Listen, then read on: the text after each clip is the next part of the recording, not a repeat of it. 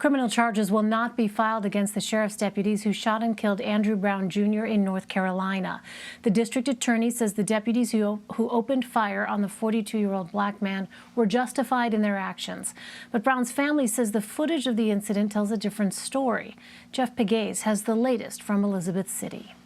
As they pulled up on the scene, the officers were heavily armed and sitting in the back of a pickup truck. Andrew Brown Jr. is behind the wheel of the blue sedan that officers are closing in on. Investigators later conclude that Brown was not armed, but that his attempt to flee made the vehicle a deadly weapon, putting officers in danger. District Attorney Andrew Womble played 4 body camera videos showing multiple angles to explain his decision.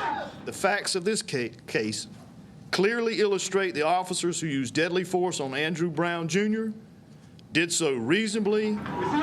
Womble says Brown's car made contact with one of the officers as the vehicle backed up. In the video, Brown also appears to turn the vehicle away from officers who ended up firing 14 shots.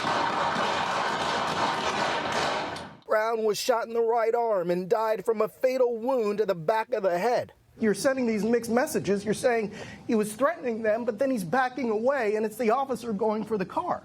Okay, when you employ a car in a manner that puts officers' lives in danger, that is a threat. And I don't care what direction you're going. The shooting happened on April 21st as police were serving 2 felony arrest warrants on Brown. Prosecutors say he sold cocaine and heroin in March to undercover officers on separate stings. Brown family attorney Harry Daniels says the DA ignored department policy in reaching his decision. You don't shoot a vehicle that's no longer a threat, and you don't shoot into a moving vehicle. And Jeff Pegues joins me now from Elizabeth City, North Carolina.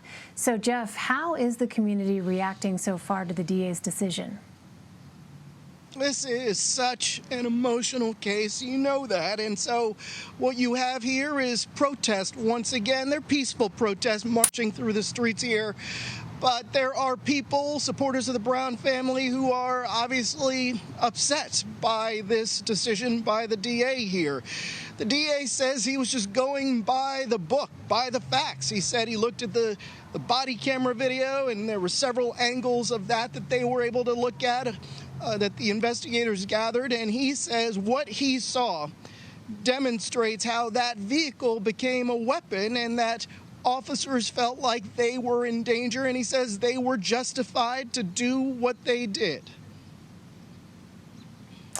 So, Jeff, what happens now to the deputies who were involved?